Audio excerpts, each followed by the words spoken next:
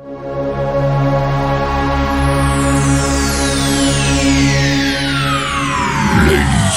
and gentlemen, may I have your attention, please?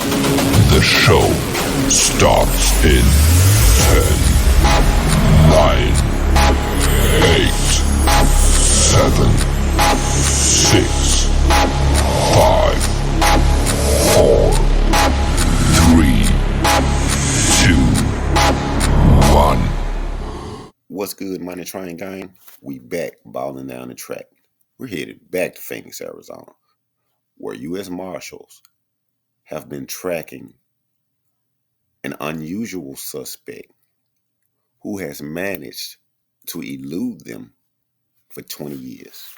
So fam, cam up, hit your record button, and follow me. Let's go see. 6, 2. All aboard!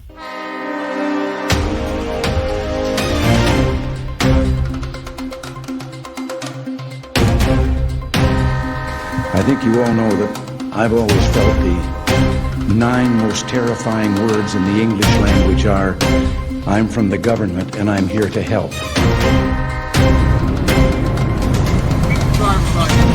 For what? Because I told you to.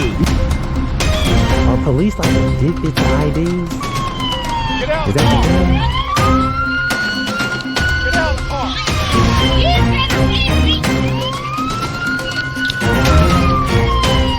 Put your hands behind your back! Put your hands behind your back! Now!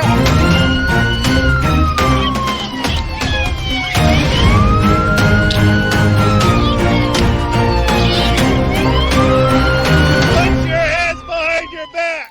And here's our unusual suspect, Miss Penny McCartney, 66 years old, a mother, grandmother, wife, and perhaps a model citizen.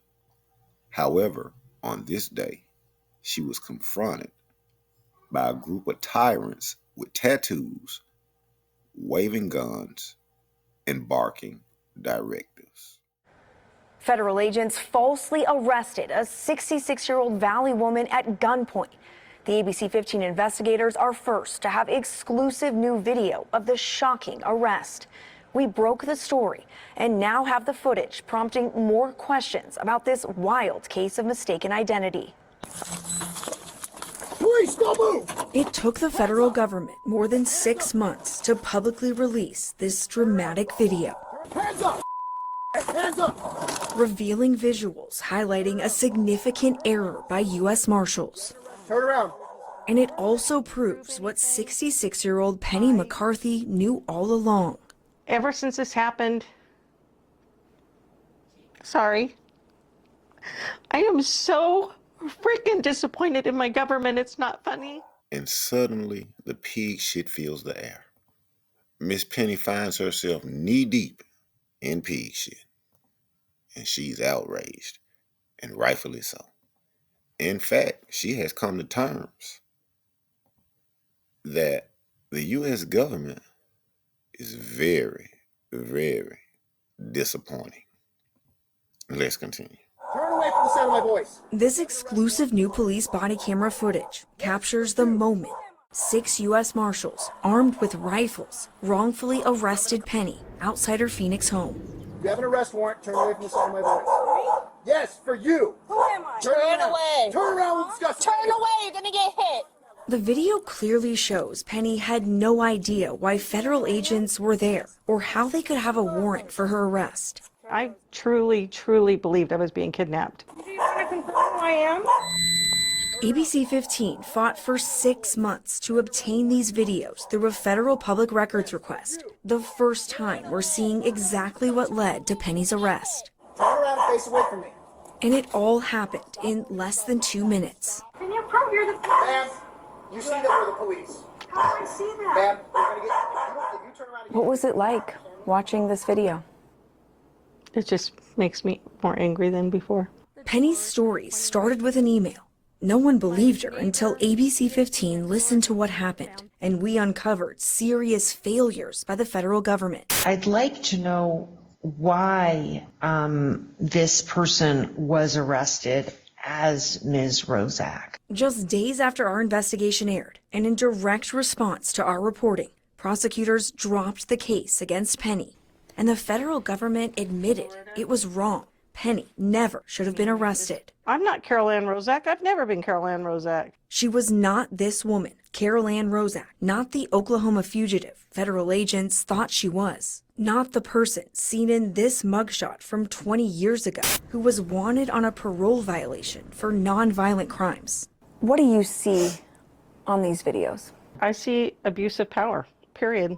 This brings us back to the body camera footage and Penny's crucial question. Do you want to confirm who I am? Put your hands behind your back. Put your hands behind your back. We'll discuss this later. Never discussed it later. Stop moving and stop looking back. Stop looking back! Can you prove you're the police? Ma'am, you see that we're the police. How do I see that? Ma'am, I don't know you're anybody. turn around again, you're gonna get taped. This is not my world. This does not happen to me. If you turn around again, you're gonna get taped. Understand me? They did nothing but treat me like crap and lie to me. Despite Penny insisting she could prove who she was, it's not until Penny's in handcuffs, U.S. Marshals finally tell her who they think they're arresting. Carol Rozak. That's not who I am. Penny McCarthy. Yes. Yes. But I've never been Carol Rozak. I can prove who I am. Okay. How would you describe this case? A textbook example of federal agencies not doing what they're supposed to be doing. Josh Colstrud is a criminal defense attorney with years of experience as a federal prosecutor for the U.S. Attorney's Office. This case is concerning because of the manner in which Ms. McCarthy was arrested. We asked him to review the videos and evidence in Penny's case. Your reaction? It is stunning to watch, and it's scary that this can happen in America. Colstrud believes the videos show Phoenix U.S. Marshals used excessive force. This was an aggressive arrest, and it's unreasonable on so many levels. He also calls into question how federal agents made this arrest before fully verifying Penny's identity. In this case, they didn't do that. We have to hold these agencies and the agents accountable. The only public accountability we do have regarding the clear disconnect between Penny and Carol comes from this court audio recording a day after she's detained, when the judge also questions why Penny was arrested. But it is strictly based upon information that they had, Facebook postings, that led and some aliases. Evidence that wasn't sufficient to go forward with a hearing. A full fingerprint analysis would confirm Penny's prints didn't match, proving U.S. Marshals arrested the wrong person. Yeah. The U.S. Marshals are above the law, is what it says to me. And the United States government allows that to happen. Do you want to confirm who I am? It's a hell of a system. We are committed to getting answers for Penny. We asked U.S. Marshals multiple times for their perspective on the video you just watched, but the agency did not respond by our deadline. In a previous statement, the U.S. Marshals said it was conducting a thorough review of the actions taken by Deputy U.S. Marshals, but the federal government has yet to provide an update on that review. We will keep asking questions. I'm investigator Jennifer Kovaleski, ABC 15, Arizona. All right, gang. We've reached the segment of the show where I typically refer to as sifting through pig shit.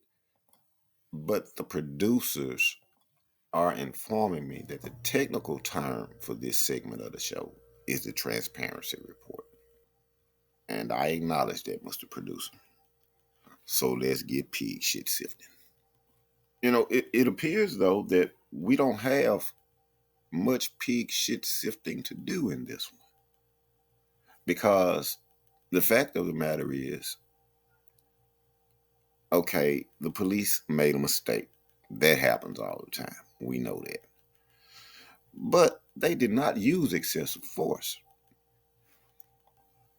Because normally, what you witness happen after you hear the police repeating themselves with turn around, back up, move forward, do some jumping jacks, shut the fuck up, and all that stuff right there, what they normally say.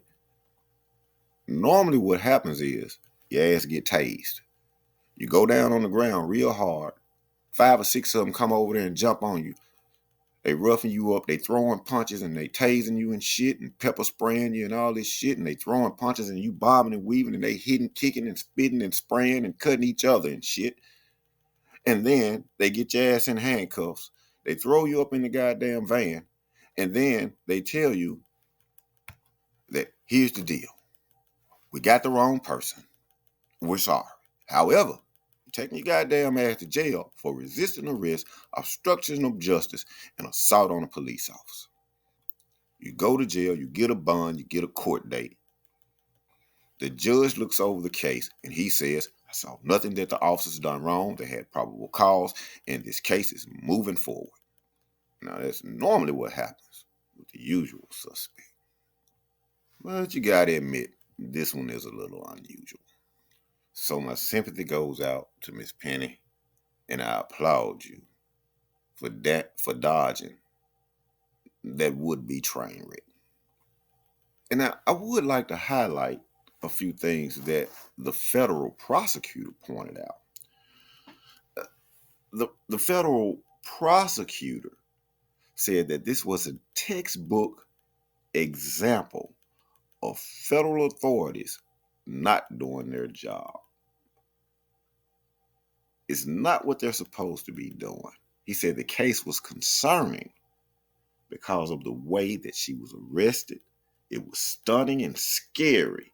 And this at this day and time can happen in America. It was an aggressive arrest. It was unreasonable on so many levels, and we have to hold them accountable. So there you go, guy. It appears that we are inching closer to transparency and accountability. Perhaps. Because Miss Penny made it clear. She said that this was so disappointing. It was an abuse of power. It was a shocking arrest. And that's not her world. It just does not happen to her. She said that they did nothing but treat her like crap and lie to her. So shouts out to Miss Penny for opening the eyes of Americans across this country regarding the way that police conduct themselves during contacts with citizens.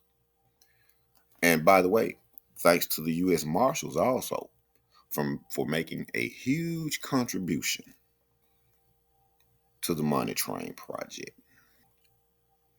And salute to Miss Penny for obtaining her ticket on the Money Train. Because you can believe she gonna get a bankroll off of this one. And that's my time, fam. I appreciate you guys tuning in. Hit the like button, hit the subscribe button, hit the notification bell, and also share the video. Cam up, hit your record button, and follow me. We'll see you in the next city. Salute. 6, 6, 2. All aboard!